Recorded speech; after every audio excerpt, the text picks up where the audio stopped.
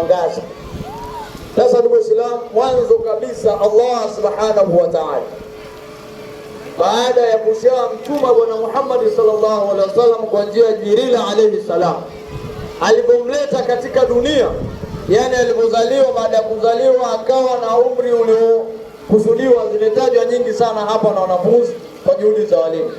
Tumwambia Bwana Mtume sallallahu alaihi wasallam alipoletwa duniani na akakabidhiwa utume, kitu cha kwanza kabisa ambacho kwamba alielezwa na Mwenyezi Mungu Subhanahu wa Ta'ala kupitia Jibril alayhi salam, ilikuja aya moja ambayo kwamba inaelezea jambo kubwa kabisa ambalo limekusanya kila mahali.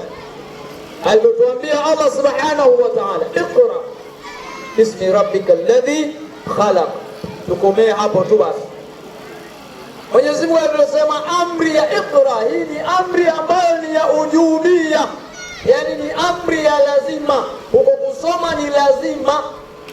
Bismi rabbika alladhi khalaq. Tena amesema iqra, yani maana tusome kila kitu chochote ambacho kwamba kipo, lakini mbele akaja akafunga Allah Subhanahu wa Ta'ala akasema bismi rabbika.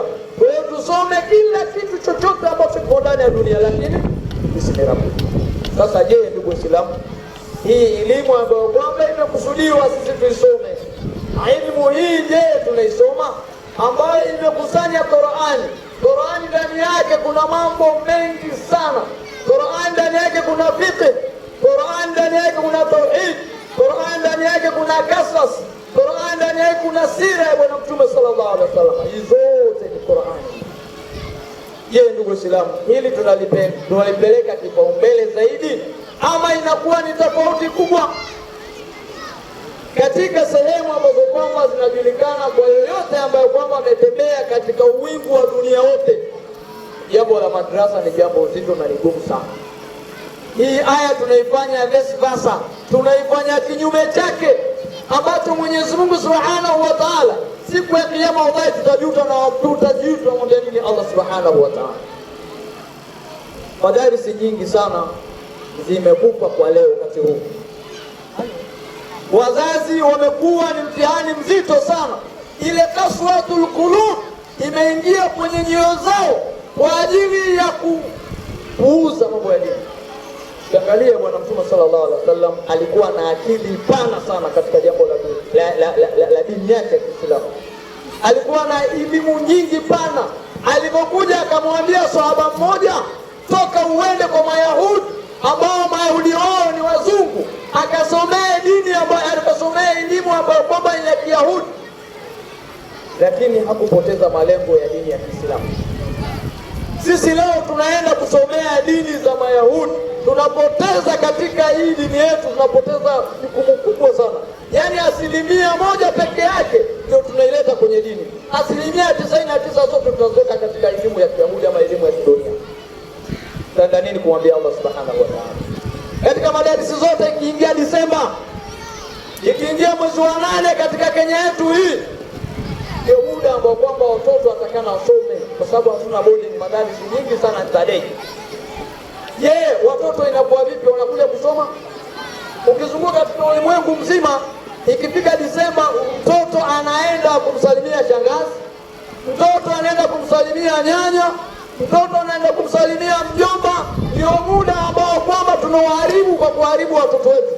Yaani tunawaharibu ili tuwachangia watoto wetu tuwaharibu. Tutaenda mjibu nini Allah Subhanahu wa Ta'ala? Ambao ndio muda ambao kwamba watoto takana washikwe wasome dini yao, baada ya kuwa muda mrefu kabisa tumeutupa katika dunia. Lakini huo muda mrefu ambao tumeutupa kwenye dunia tunauacha, hatuuleti katika akhera. Sasa ile Disemba na mwezi wa 8 na mwezi wa 4 ndizo miezi ambayo kwamba dini yako mtoto aisome. Kwa mzazi uhakikishe mtoto wako asome. Ndio tunakuja kuunga ile aya ambayo kwamba iqra bismi rabbika alladhi khalaq. Hii ni aya ambayo kwamba ina mafuhumu marefu kabisa mazito, lakini ndugu Waislamu, sisi mafuhumu hayo na uzito huo tunaambiwa leo, lakini masikio yani inatoka upande huu inaingia upande huu, inapotea kabisa, hakuna habari hiyo. Utaambiwa na kila imamu, utaambiwa na makatibu mbalimbali, utaambiwa mambo haya, lakini hakuna. Ukija katika masuala ambayo kwamba ni mazito, masuala ya watoto, muda ambao kwamba ni wa tuition. Ile Jumamosi na Jumapili pia ambao ndio muda wetu ambao tuupata kidogo, kwa sababu kwa wiki nzima hatupati, hiyo nayo Jumamosi tunaikosa. Sijui kwamba hapa Kinango iko hiyo ama haipo, lakini iko, kwa sababu ni Kenya yote inakuwa hivyo. Kwa hivyo walimu wanakuwa ni wanyonge kwa kile ambacho kwamba wako nacho, wanasikia uchungu kukitoa. Watakitoa namna gani kwa watoto? Na watoto hawa ni kama mfereji. Umechimba mfereji, ndugu Muislamu, baada ya kuchimba mfereji kuna maji yanapita machafu, halafu upande huo kuna maji mazuri. Sasa hivi za leo watoto wetu ni kwamba ni kama mfereji umepitwa kando kando. Kwa hivyo watoto wanaruka, wanaingia kwenye ndani ya mfereji kwenye maji machafu, kwa sababu dini yetu hatuitekeleze vilivyo. Mtoto akifikisha darasa la CBC la 6 kwisha, hakuna masomo tena. Ustadhi amejitolea, yuko hapa alhamdulillah, si kama zama zetu hizo ambapo alikuwa anakuja mwalimu huyu mpaka mwingine mwalimu huyu mpaka mwalimu huyu. Leo ustadhi, Mungu amewajalia katika Madrasatul Azhar, kuna ustadhi ambaye amekita, ametulia na amejitolea kwa nguvu zake zote, amejitolea na afya zake zote, lakini watoto hawaji madari. Muda unakuwa ni mdogo, kusumbuana na wazazi kila leo. Tutaenda mjibu lini Allah subhanahu wa ta'ala? Huu ni msiba ambao tuko nao, na ni kwa sababu imani zetu zimeshuka. Kwa hivyo turudini nyuma kwa baraka ya mwezi mtukufu wa Ramadhani huu, na baada ya Shawwali tutie nia watoto wetu wasome dini vilivyo. Mtoto akisoma Qur'ani, unaona raha vipi? Mtoto wako kama amesoma hapo, raha ikoje ndugu Muislamu? Ni raha kubwa kabisa ambayo iko. Kwa hivyo watoto wetu tusiwapendelee upande mmoja peke yake. Kama Mwenyezi Mungu, kama tulivyoambiwa, Rabbana atina fid dunya hasana wa fil akhirati hasana. Angalia, tumeambiwa Rabbana atina fid dunya hasana. Allah, tupatie katika dunia mambo mazuri. Angalia, inaanza na dunia. Kwa sababu gani inaanza na dunia? Dunia unaanza nayo kisha uingia akhera. Amesema Rabbana atina fid dunya hasana. Mwenyezi Mungu tupatie katika dunia mambo mazuri, wa fil akhirati hasana, katika akhera mambo mazuri. Lakini akhera hatuombi mambo mazuri, ndio haya watoto wanakuwa balaa kubwa. Baadaye mtoto akimaliza CBC, akiingia mtaani anakuwa ni mwenye kula manyasi, anatembea barabarani aliyakuwa si mtoto wa Kiislamu, lakini ni kwa sababu mazingira tuliyatengeza vibaya. Kwa hiyo ndugu Waislamu, usirefushe muda. Hii aya tuikazeni vizuri na tuitumieni kisawasawa. Iqra bismi rabbika alladhi khalaq, ambapo Bwana Mtume sallallahu alaihi wasallam alikutwa katika jabali. Wakati huo anaendelea kuabudu ibada ambayo kwamba ni ya babu yake Ibrahim alayhi salam, akaja akafinywa babu Bwana Mtume sallallahu alaihi wasallam. Leo ukimchapa mtoto unapelekwa polisi kufungwa, lakini Bwana Mtume alifinywa babu. Yasemekana kwamba babu wa kushoto na babu wa kulia zilishikana kabisa zote kwa kufinywa babu na Jibril alayhi salam. Ndio akaja kwa mke wake na Khadija radhiallahu anha, akamwambia zamiluni, nifunike nguo, nifunike nguo mimi. Kuna jambo kubwa limenipata mimi la kufinywa babu. Leo mtoto ukimchapa tukikotwa, mzazi atakuja mbio. Huyo mzazi wa kike hasa atakuwa na leso, atatupa kando huko kwa kukufokea na kukutukana. Hajui kwamba wewe ni warathatul anbiya. Innamal ulama warathatul anbiya. Maulama ama viongozi wetu wa dini hao ni warithi wa mitume. Haifai kumtukana, haifai kumwambia vibaya. Huyo mtoto wako atakosa baraka. Kile atachokuwa ambacho anasomeshwa, ukimtukana mwalimu ama kumpokea ama kumletea maneno mabaya, kile unachosomeshwa wewe itakuwa hakina maana yoyote ndugu Waislamu. Kwa hivyo tujitahidini kwa hili bila kupoteza time. Inshallah nitakesemeki kwa wenzangu. Tumekuja na mzee wetu Ustadh Amir ambaye ndio baba yetu, ndio kiongozi wetu, ndiye alimsimamia kwenda kusoma alamu mpaka tukarudi, mpaka sasa hivi tuko naye, tuongea mbele yake tunakosa adabu. Kwa hiyo inshallah na yakilisha makini inshallah, kama wazee watasema inshallah zungumza kidogo inshallah, tuombe inshallah. Assalamu alaykum.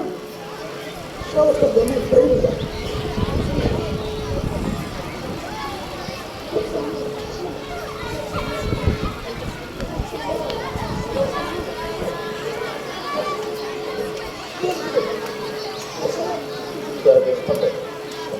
Assalamu alaykum alaikum warahmatullahi wabarakatuh.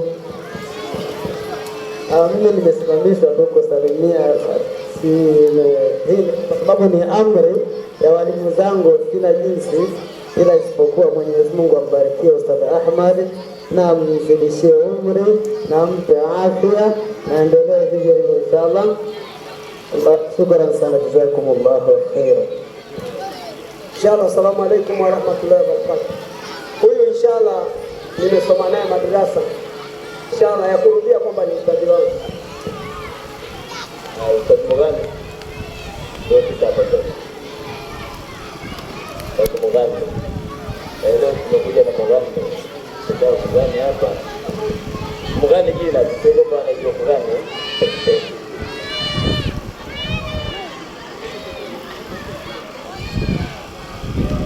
Assalamu alaikum warahmatullahi wabarakatuh.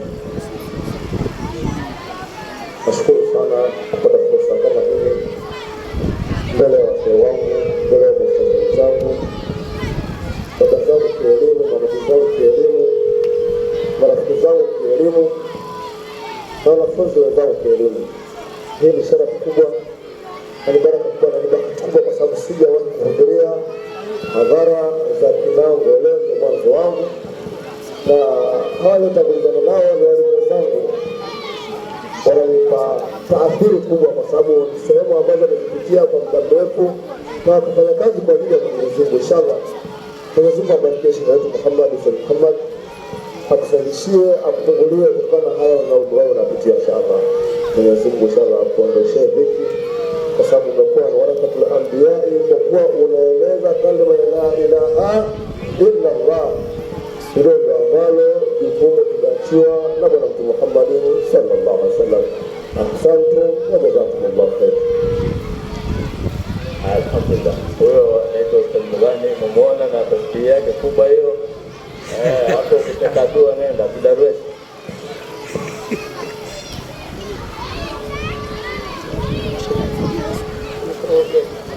Basi inshallah tutamkaribisha kwamba Sheikh wetu Amir inshallah atupe kalima. Tafadhali. Assalamu alaykum wa rahmatullahi wa barakatuh. Alhamdulillahi haqqa hamdihi wassalatu wassalamu ala sayyidina Muhammad wa ala